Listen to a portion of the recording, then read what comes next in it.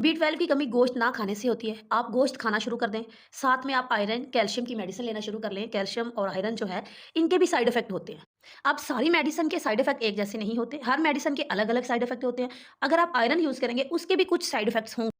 अस्सलाम वालेकुम। आज का हमारा सेशन है कि हाथ-पाँव सुन्न होते हैं, हाथ-पाँव क्यों सुन्न होते हैं और इनका इलाज क्या है? तो हाथ-पाँव सुन्न होने के लिए सबसे पहले उम्र का कोई हिसाब नहीं है। जैसे ही 30 प्लस आप होते हैं तो इसमें इससे ऊपर वाली किसी भी उम्र में आपके हाथ-पाँव सुन्न हो सकते हैं। लेकिन उसकी वजह जाननी है कि उसकी वजह क्या हो सकती है। सबसे पहले तो आप देखें कि आप कोई मेडिसिन तो नहीं ले रहे। अगर कोई आप मेडिसिन ले रहे हैं तो उसकी वजह भी हो सकती है या आपको कोई बड़ी बीमारी है तो उसकी वजह से भी हो सकती है। अगर तो आप कोई मेडिसिन नहीं ले रहे और आपको कोई बड़ी बीमारी भी नहीं है, हेपेटाइटिस सी, शुगर ये वो, ठीक है?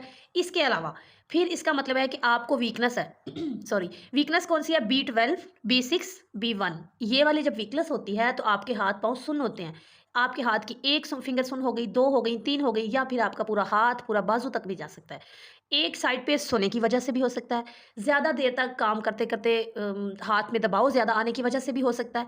तो रीज़न तलाश करें पहले खुद को। अगर तो आप मेडिसिन ले रहे हैं तो आप मेडिसिन को चेंज कर लें। कोई और कंपनी लें, अपने डॉक्टर से बात करें, ठीक हो गया।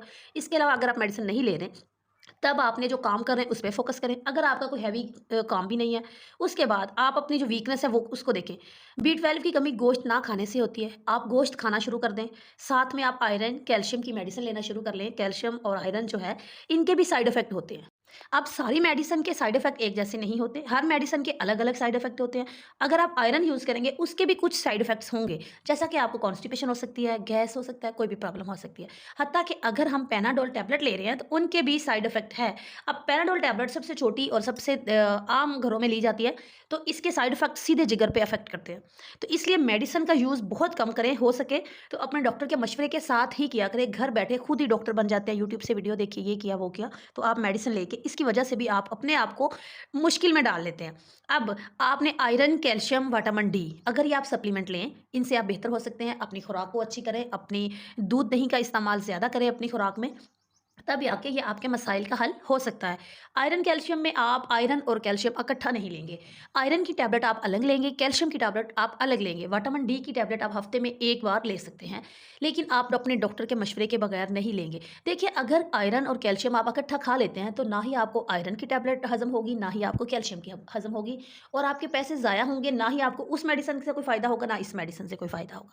तो इसलिए इसीलिए कहा जाता है कि मेडिसिन जो घरों में रखी होती हैं, घरों में मेडिकल स्टोर बनाए होते हैं, डॉक्टर के पास जाना नहीं है, कोई छोटा-सा मसला है या बड़ा मसला है, फलाँ मेडिकल स्टोर से फलाँ मेडिसिन ले आओ, फलाँ मेडिसिन ले आओ। एक्सपेरिमेंट अपने बच्चों पे, अपने पे, घर पे ही करते रहते हैं। जब देखा कि अब आराम नहीं आ रहा, तो फिर आप डॉक्टर के पास जाते हैं। और आपने अक्सर नोट किया होगा कि डॉक्टर भी वही मेडिसिन आपको अक्सर महसूस होता है कि वही मेडिसिन दे देते हैं, लेकिन एक गोली उसमें चेंज होती है। देखो, एक गोली का भी कितना है, आपको आराम नहीं आ रहा, तो इसीलिए घर बैठ के ये मेडिसिन थोड़ा-सा है, इसमें कितने आप पैसे बचा लेंगे या कितना अपना टाइम बचा लेंगे और जिसकी वजह से खुद को कितनी बड़ी मुश्किल में आप डाल लेते हैं, कितनी बड़ी बीमारी में आप डाल लेते हैं।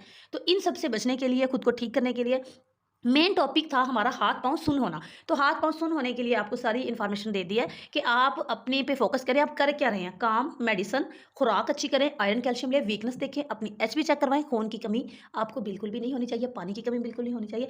पानी की कमी तो हम दूर कर सकते हैं ना, अगर हम देखिए अपने घर में लस्सी ज़्यादा पी लें, शिकंजी बना के ज़्यादा पी लें, जूसेस पी लें, पानी का सिर्फ़ सिंपल पानी का इस्तेमाल ज़्यादा से ज़्यादा करके हम अपने जिस्म में पानी की कमी पूरी कर सकते हैं। वॉक करें, एक्सरसाइज़ करें, हम खुद को एक्टिव रख सकते हैं। इन चीज़ों से हम अपने आप को बहुत अच्छा और अच्छी लाइफ हम गुजार सकते हैं।